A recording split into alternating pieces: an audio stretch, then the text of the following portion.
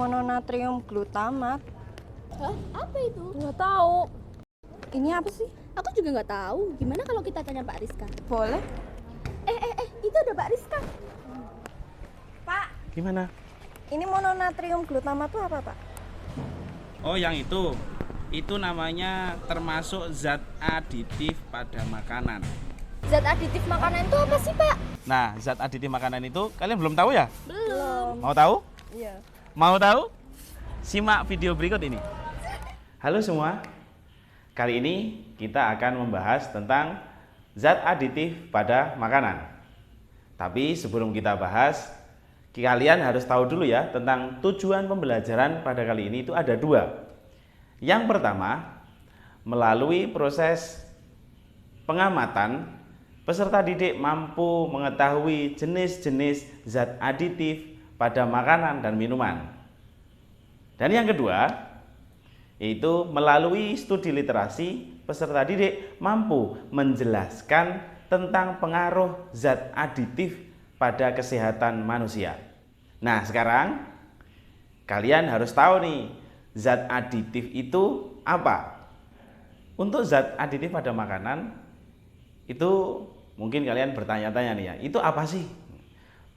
Zat aditif adalah bahan tambahan yang ditambahkan pada makanan yang mempengaruhi produk makanan dan minuman itu sendiri. Itu disebut dengan zat aditif. Nah, untuk zat aditif itu sendiri juga punya tujuan. Kira-kira apa ya tujuannya? Kalau di sini ada 5 tujuan. Kita jabarkan ya. 1, yaitu untuk mempertahankan nilai gizi. Itu yang pertama. Yang kedua, itu untuk memberikan daya tarik biar makanan itu istilahnya banyak orang yang bisa menikmati, bisa melihat itu, oh itu makanannya menarik, kita beli yuk. Nah, itu adalah tujuannya. Yang ketiga, yaitu menjaga mutu dan kestabilan makanan itu sendiri. Jadi makanan itu tidak mudah basi, tidak mudah istilahnya tidak mudah kadaluarsa, nah begitu. Itu adalah tujuan yang ketiga. Yang keempat, ada nih orang yang dia memiliki program diet khusus. Nah, itu juga memanfaatkan zat aditif pada makanan. Dan yang terakhir, yang jelas makanan itu harus awet. Maka itu tujuannya untuk memberikan daya simpan yang lebih lama. Seperti itu. Nah, setelah kalian tahu tujuannya, pastikan kalian tahu jenis-jenisnya juga, ya. Zat aditif itu jenisnya banyak sekali yang ada di lingkungan kita. Maka untuk jenis-jenis dari zat aditif itu dibagi menjadi beberapa golongan. Ini yang pertama nih, yaitu zat pewarna. Pastinya kalian tahu, makanan-makanan yang menarik, memiliki warna yang menarik itu pasti ada zat pewarnanya. Seperti itu ya. Nah, maka zat pewarna ini adalah bahan yang ditambahkan untuk memberikan warna yang lebih menarik bagi makanan itu sendiri. Sehingga makanannya itu memiliki daya tarik tersendiri ketika orang yang mau mengkonsumsi. Nah, untuk zat pewarna ini terbagi menjadi 2 jenis juga. Apa kira-kira? Yaitu pewarna alami dan pewarna buatan. Saya kira kalian juga sudah tahu yang namanya pewarna alami itu kan berasal dari alam, seperti itu ya. Tetapi lebih spesifik lagi, pada pewarna alam itu dia diambil ekstraknya dari bagian-bagian tanaman. Bagian tanaman yang dimaksud itu ada mulai dari daun, akar, batang, buah, bahkan bagian-bagian yang lain pun itu juga bisa memberikan zat warna yang menarik ketika dicampurkan pada makanan, seperti itu. Nah, di sini banyak orang-orang yang memanfaatkan zat warna makanan itu yang dari alam. Contohnya teknik pewarnaan pada ekoprint. Mungkin kalian tahu nih ya, karena banyak sekali yang ada di lingkungan kita yang sekarang memanfaatkan ekoprint untuk pewarna pada kain-kain seperti itu. Nah, ekoprint itu diambil dari bagian-bagian tanaman seperti daun. Kebanyakan memang daun dimanfaatkan untuk pewarna alam. Nah, itu tekniknya mengambil daun itu kemudian dimasukkan ke dalam kain yang memang akan diberi warna. Biasanya warnanya kainnya itu warna putih, tetapi juga tidak menutup kemungkinan bisa menggunakan warna-warna yang lain, tetapi secara umum itu kebanyakan menggunakan warna putih. Setelah itu nanti akan ditutupi dengan daun-daun, kemudian daunnya itu nanti akan direbus seperti itu, atau lebih tepatnya dikukus gitu ya, dikukus. Maka setelah dikukus nanti akan dibuka, maka akan terjadi ekstrak, sehingga daun yang tadi dibungkus menggunakan kain akan terekstrak kepada kainnya itu sendiri, sehingga kainnya akan menjadi berwarna. Ada warna merah, kuning, hijau, bahkan hitam pun juga ada. Jenis yang kedua adalah pewarna buatan. Yang namanya buatan itu kan pasti dibuat oleh manusia ya. Nah, pasti kalau yang namanya dibuat oleh manusia itu berasal dari zat-zat kimia yang memang itu diolah oleh manusia itu sendiri. Nah, untuk zat pewarna buatan itu ada biasanya ya, untuk memperolehnya itu ada di toko-toko, terutama toko bahan roti dan kue. Itu banyak sekali makanan-makanan atau bahan-bahan tambahan makanan yang memang dimanfaatkan untuk memberikan seperti zat pewarna ini. Contohnya seperti ada bromtimol biru, kemudian ada tartrazin Cl, kemudian ada karmoisin Cl,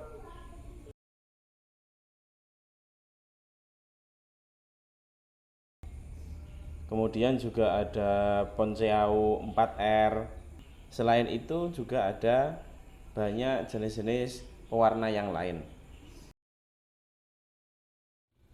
Golongan berikutnya itu adalah zat pemanis. Saya kira kalian juga sudah tahu ini, karena kan setiap hari kalian pasti memanfaatkan pemanis untuk tambahan makanan yang setiap hari kalian makan juga. Biasanya pada minuman. Tidak menutup kemungkinan juga pada sayuran-sayuran yang mungkin dimasak oleh orang tua di rumah. Itu pasti dia memanfaatkan pemanis buatan juga. Nah, untuk pemanis pun juga terbagi menjadi dua, yaitu pemanis alami dan pemanis buatan. Nah, sebelum kita tahu pemanis alami dan buatan, apa sih sebenarnya pemanis itu? Pemanis adalah bahan yang ditambahkan pada makanan yang memberikan efek manis sehingga makanan itu menjadi lebih menarik untuk dikonsumsi, lebih nikmat, intinya seperti itu. Nah, karena tadi terbagi menjadi dua, alami dan buatan, maka untuk alami sama halnya dengan seperti yang ada di pewarna tadi, berasal dari ekstrak tumbuhan. Contohnya untuk pemanis alami yaitu dari kelapa. Itu ya, yang diolah menjadi gula Jawa. Kemudian gula pasir yang diekstrak dari tebu seperti itu. Bahkan sekarang banyak sekali minuman-minuman yang memanfaatkan gula tebu, gitu ya. Atau bahkan ada tuh seperti es sari tebu, itu kalian saya kira juga sudah pernah membeli lah. Itu merupakan pemanis alami yang ada di tebu itu sendiri. Diambil sarinya kemudian kita minum. Itu rasanya enak sekali ya.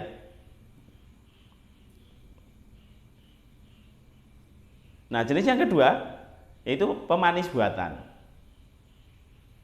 Sama halnya dengan pewarna buatan, pemanis buatan itu juga dibuat dari zat kimia. Nah, contoh-contoh dari zat pemanis buatan itu adalah seperti ada aspartam, ada juga sakarin, dulsin, natrium siklamat, dan lain-lain. Nah, sekarang kita masuk ke golongan berikutnya, yaitu penyedap rasa.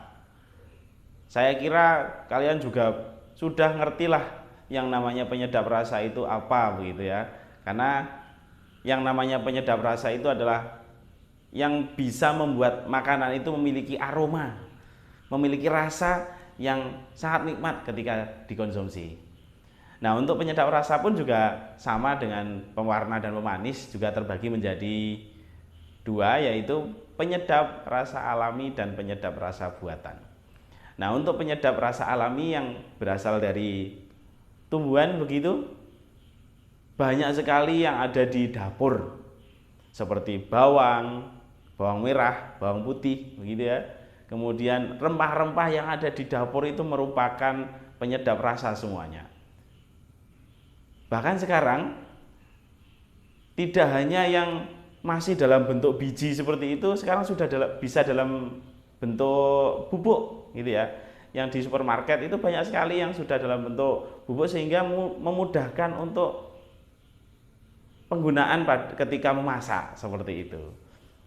Jenis berikutnya yaitu penyedap rasa buatan.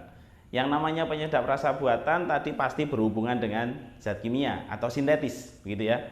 Maka untuk penyedap rasa di sini mungkin kalian agak asing kalau misalnya saya sebutkan, yaitu adalah monosodium glutamat. Itu salah satu contohnya. Kalau disingkat biasanya MSG. Mungkin ketika mendengar MSG, ada di pikiran kalian itu mungkin berpikir, oh ini micin ini. Betul sekali. Nah sekarang jenis berikutnya atau golongan berikutnya yaitu pengawet makanan. Makanan itu kan harus memiliki daya simpan yang lebih lama ya. Maka perlu ada tambahan makanan yang bisa mengawetkan seperti itu. Terdiri dari dua jenis juga, yaitu pengawet alami dan pengawet buatan. Untuk pengawet alami mungkin di pasar-pasar itu banyak.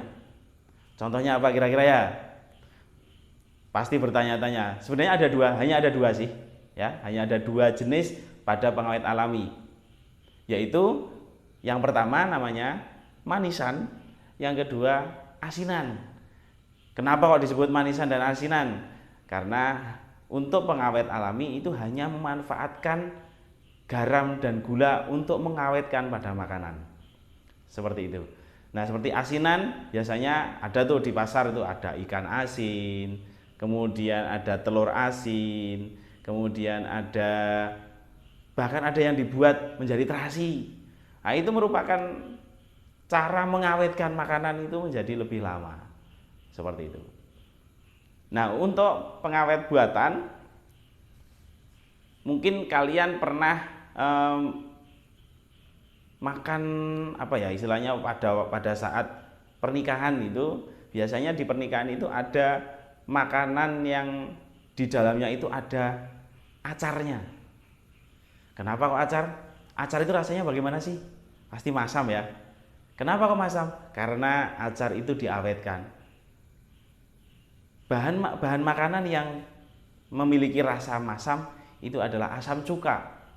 Nah, asam cuka itu merupakan pengawet makanan walaupun tidak lama ya, tidak sampai berhari-hari, dia hanya maksimal 2-3 hari.